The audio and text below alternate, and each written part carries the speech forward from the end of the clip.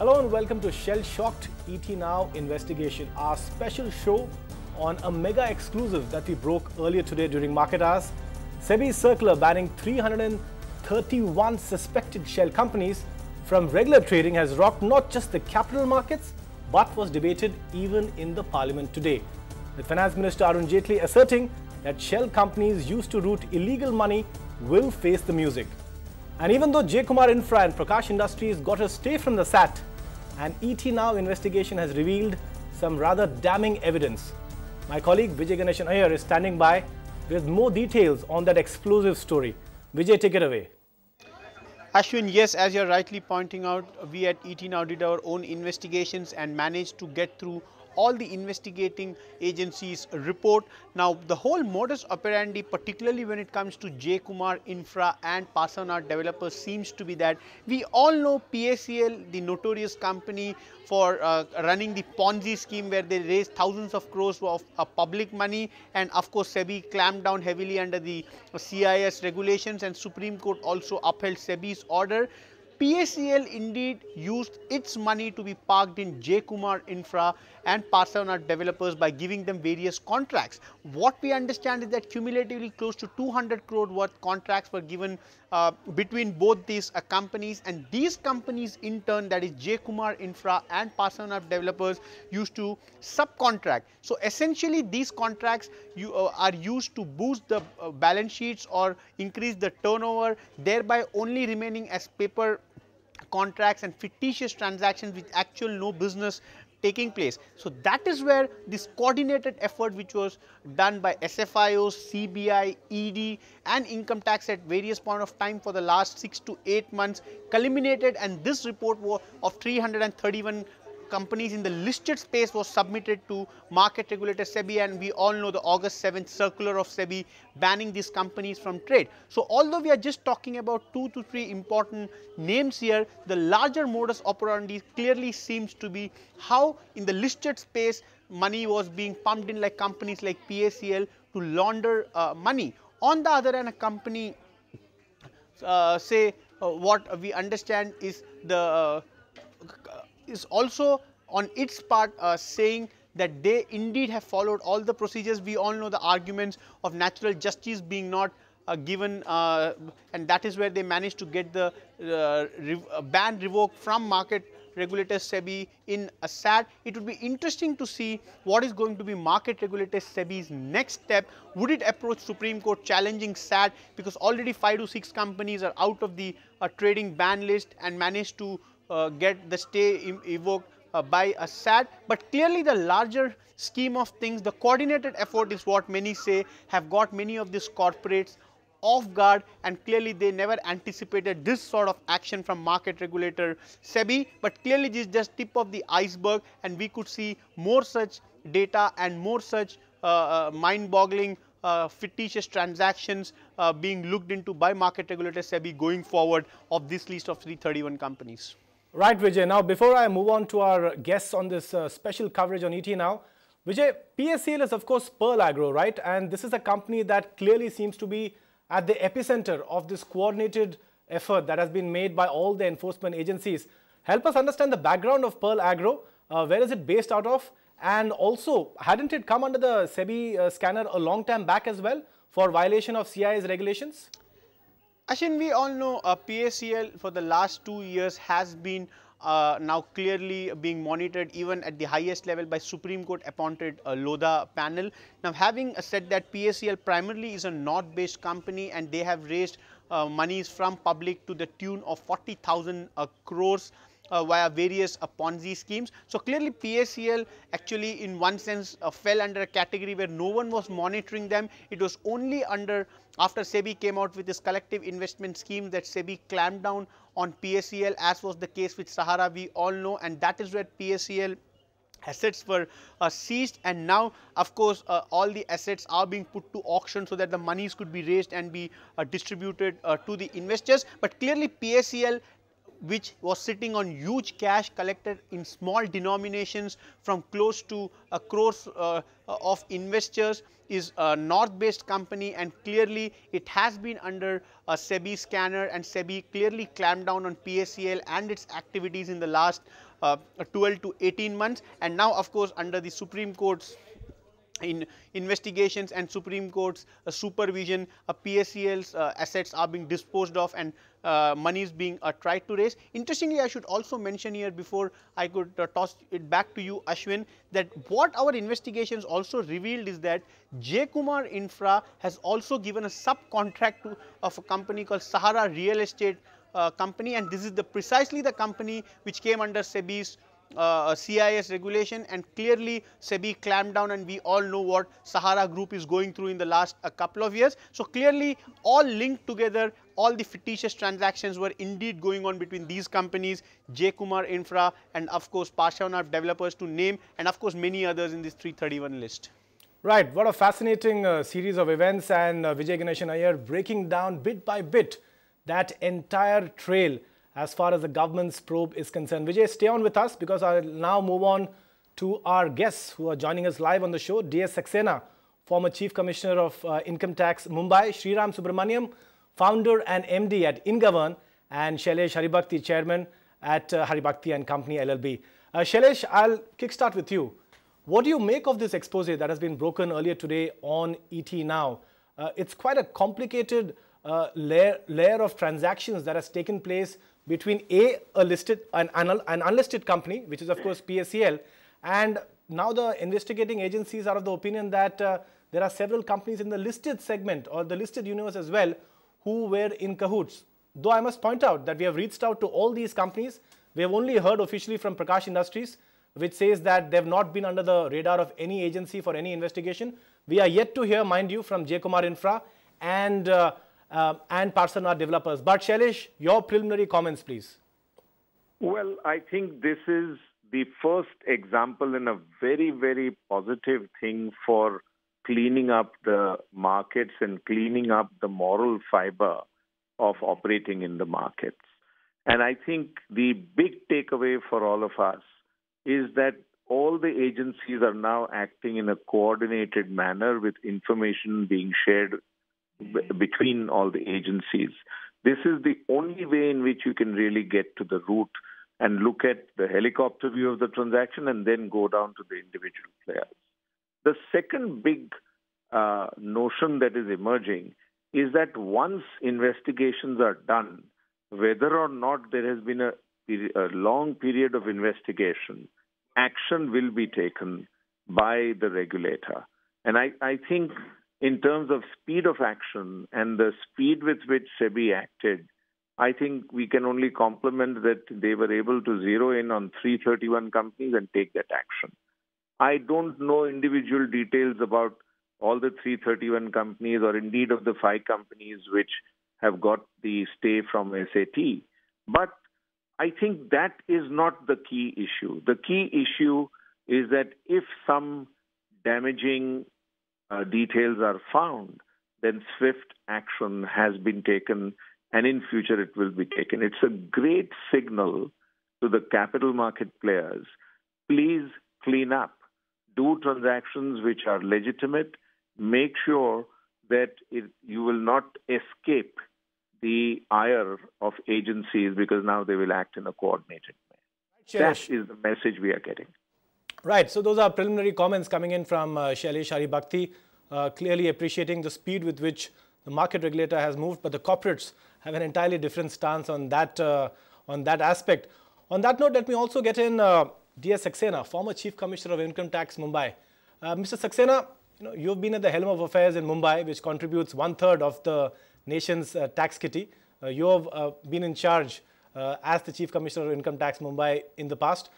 What do you make of the work done by the tax department? Because it's not just SEBI or the MCA, but it's also the tax department that has done a lot of homework in this aspect, because as Vijay was pointing out earlier, it's a coordinated effort.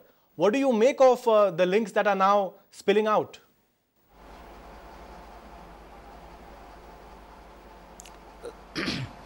I can tell you that we had mounted a search on PACL around 5 years ago, around 5 years back, and we were in the know of things. Later on, all these names were cropped up, and we shared our findings with SEBI and other agencies, and they have now got into the act. So, it is a very healthy development, because if a company is doing something wrong and it is violating other laws as well as income tax, so action should be taken against them under all the relevant laws, and then action should also be taken against entities which are profiting by such acts or aiding such acts. So, it is a very healthy development, and I think that in this way we will clean up the corporate space very soon.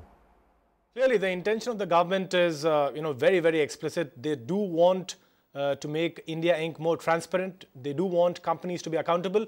On that note, let me also get in Shriram Subramanium. Shriram, from a minority shareholder perspective, now clearly the entire focus of this probe has been to crack down on shell companies. But unfortunately, after that order came in from market regulator SEBI and the exchanges acted, we have seen a lot of volatility in the scripts of some of the listed companies that we just spoke about. How do you look at this from a minority shareholder's perspective? On one hand is the government, which is very serious to crack down on shell companies. But on the other hand, you have the minority shareholders, which in cases like this are taken aback with the sudden market sensitive action.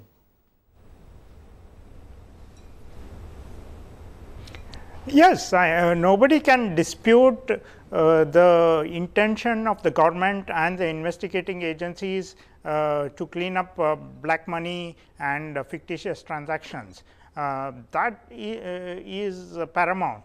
But the way SEBI went about doing it was unjust and not transparent. So, SEBI, one has to differentiate between SEBI's action or the regulatory action against the company and against trading in the stock of the company. So, what happened was a notification that 331 companies trading is stopped. So, in effect, a minority shareholder did not have any chance to exit the stock at any point of time. That is against the ethos of a capital market. I mean, SEBI should in turn have disclosed or said that this is a process we adopted, or we are investigating this company, we are doing a forensic audit against this company, or arrested the CEO or CFO if they have evidence, or whatever. But at the end of the day, if the trading should not have been halted, the stock may have fallen 50, 60, 70%, who knows. But investors would have an opportunity to at least trade in the stock and continue to trade in the stock. Maybe another action which could have been taken is freezing of the promoter shares, right, I mean from trading.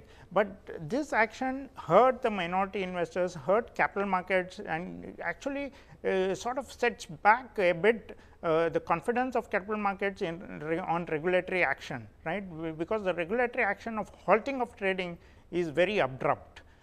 Investigating companies' books or companies' offices or making raids on companies, etc., that is of course the prerogative, and if it is justified, that is a prerogative of the regulator.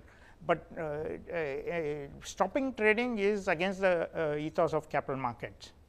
Shriram, so that's really debatable whether or not SEBI was right in immediately directing a stopping of trading, because as we speak, it's just an interim stay that has been given by the Securities Appellate Tribunal, and the tribunal is likely to hear the final case in the first week of September. So, it's not yet over, as they say, till the fat lady sings. But I want to go back to Shailesh now. Shailesh, you have heard out Mr. Saksena, you also heard out Shriram.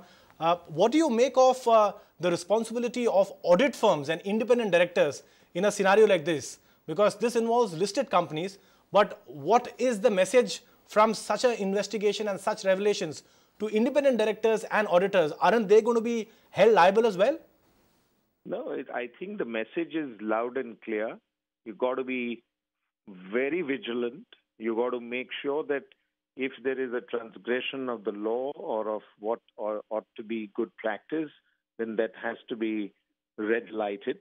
There's no question that the onus will fall on everybody who is responsible for keeping the fiscal, the fiduciary responsibility intact, namely the independent directors and those who are expressing their opinion on what is the result of the activity. So no doubt that the system is crying out for all the checks and balances that have been embedded to actually work. I find myself somewhat in agreement with Shriram in terms of the way in which the minority shareholders got affected as a result of the suspension of trading. But I think we will have to watch as to what are the next moves of the concerted moves of the regulator to really judge whether the system cleanup has delivered the results that it should and the advantage that it should, to make sure that the markets can continue to trade in a meaningful and a clean and more confident way, or it has affected the minority shareholders' interest to such a great extent that there needs to be a rethink of how such a situation ought to be handled. Right, Shailesh. So clearly, this seems to be a wake-up call, not only for India Inc. or the market participants, but also the wider community, which involves independent directors and auditors. Shailesh, thanks so much for joining us and sharing your perspective. But now I'll toss it back to the man of the moment, Vijay Ganeshan Iyer, who broke that big exclusive story during market hours earlier today on ET Now. Vijay, over to you. We have Mr. Saksena and Shriram to take your questions. Thanks, Ashwin. Mr. Saksena, if I could get you back in this discussion at this point of time. We at ET Now in the month of May, I don't know whether if you remember, had also put out a story saying that clearly SEBI has shared some data with the income tax department saying 34,000 crores worth money were pumped into penny stocks by 17,000 individuals, primarily these companies and individuals based out of Kolkata. Now, the basic two questions that I am trying to understand and ask you is, sir, sir, is this the first time that this coordinated effort between investigating agencies has perhaps put the corporates on back foot, or they are caught unaware of how things will happen, and because they are not used to this coordinated effort being seen from the investigating agencies? And secondly, Mr. Saksena, yes, in these investigation agencies, as we were, our panelists were saying, minority shareholders, maybe some minority shareholders have taken some beating because of the stocks falling, but clearly in this operation clean money, there will be some pain and the system will have to go through that eventually.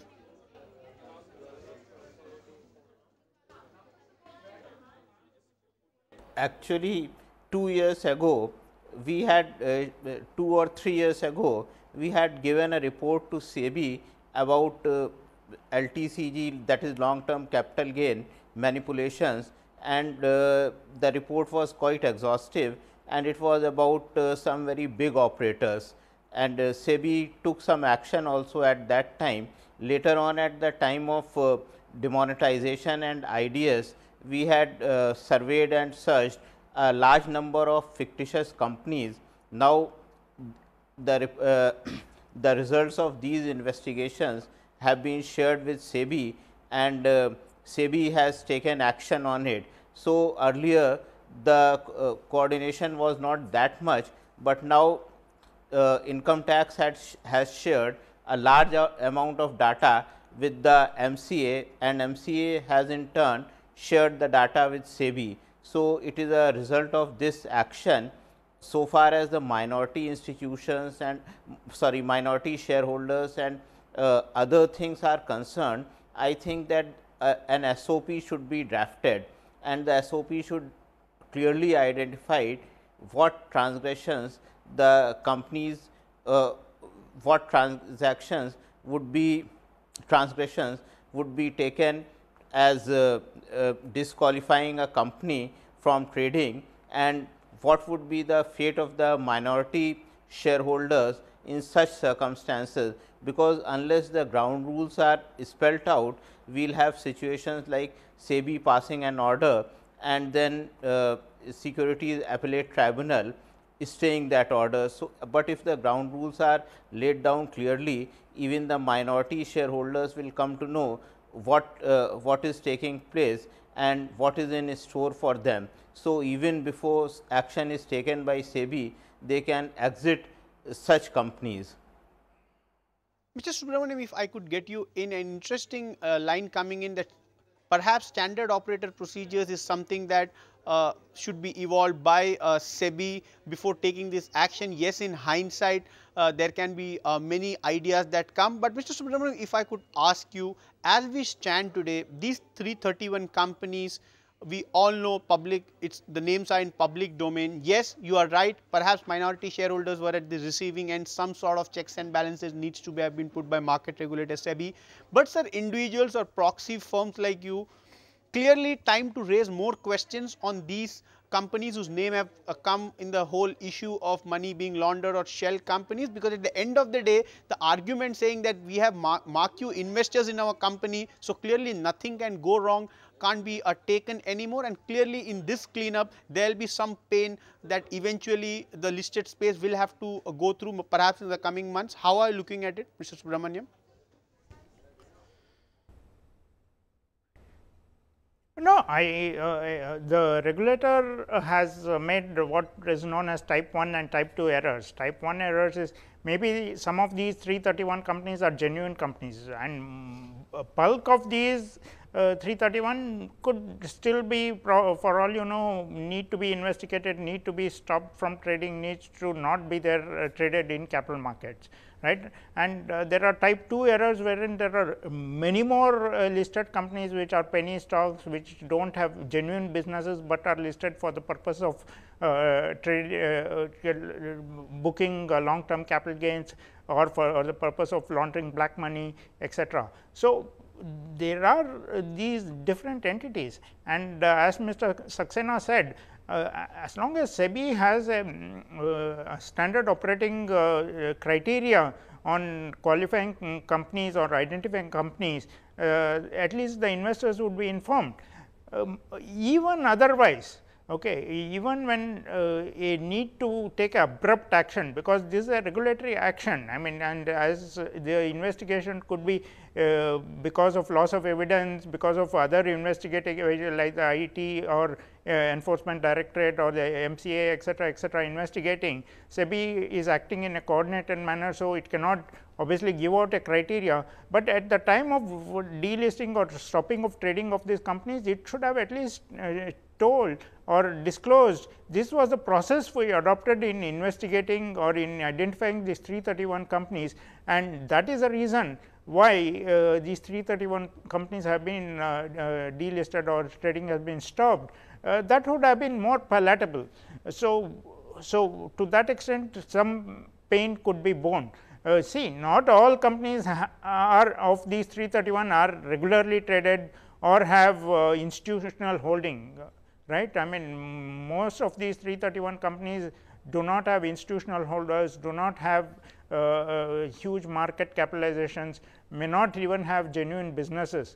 So, but there are at least a few companies which have probably done this type 1 error, which are genuine businesses which have got into this list per se.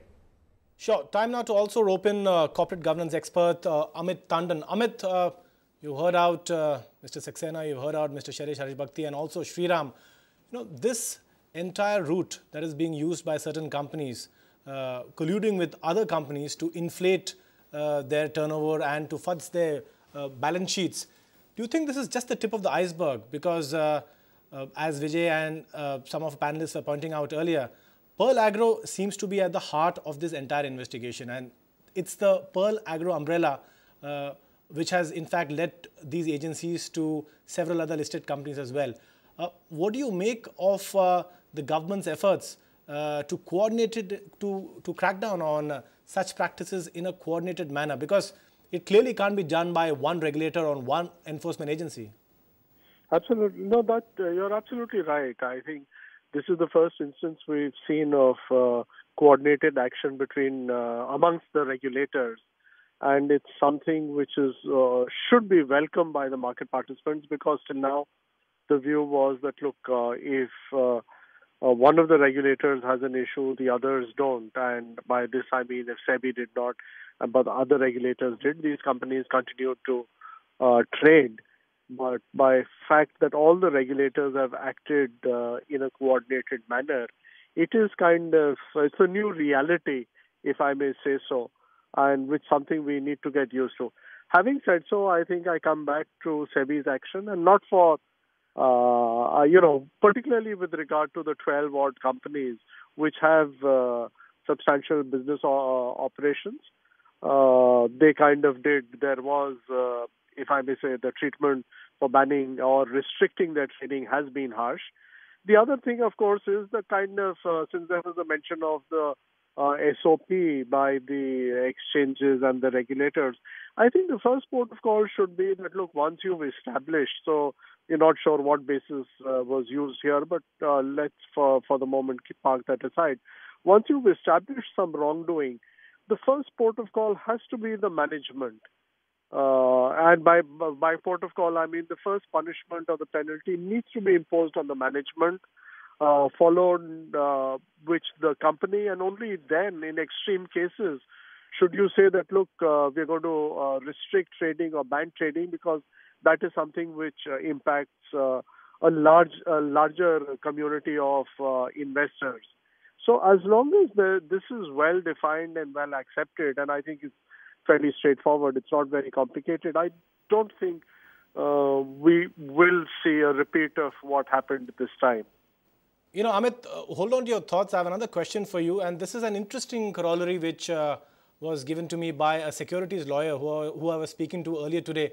Now, he gave a very interesting example of a search and seizure operation. Now, the entire focus of a search and seizure operation, if it's in the case of a corporate, is a surprise factor. And according to him, he felt that the surprise factor was also important in this particular case when it came to the 331 suspect shell companies. And maybe that's the reason why the market regulator implemented the MCA letter in the manner in which it did. Do you think perhaps that was the driving factor behind a hearing not being given to these 331 suspect shell companies by the regulator? No, I don't think there's an element of surprise. The mail went from MCA to SEBI 2 months back. And we know that all these things are, one way or the other, do leak out to people who need to know or want to know such things. So therefore, that element of surprise was lost once you say that, and it's been established that there was a 2-month gap between the letter being sent from MCN to SEBI and SEBI's action. So that is really not there. And again, the idea is, in all these cases, who's the person who's perpetrated the crime? You cannot penalize a whole set of investors on behalf of the action of someone where, if I've invested in a company, I'm not really sure what the management is doing. The first penalty has to be imposed on the management. Only after that, and in extreme cases, do you come to others. All right, Amit, thanks so much for sharing your perspective. Thanks so much to Mr. Saksena, to Shriram, to Shailesh Haribhakti, and of course, thanks so much, Vijay, for breaking that big exclusive story for us. I'll leave the last word to you. 30 seconds. Ashwin, clearly Prakash Industries is one we need to mention. Although they claim that they are not under investigating agencies, it's a public domain that Prakash Industries and its subsidiary was named by CBI in the coal scam, and how the coal block they got was cancelled, and also one of their independent directors was just recently asked to step down because his name propped up as director in close to 30 companies. So clearly the corporates named in this 331 list of MCA have a lot to answer and just not cry foul. The word coming in from Vijay Ganeshan Iyer, who broke that story earlier today. Corporates definitely have a lot to answer, and the government is clearly working in a coordinated manner as far as Operation Clean Money is concerned. With that, we have completely run out of time on shell-shocked ET Now investigation. Thanks so much for tuning in. Keep it with ET Now for more news and updates.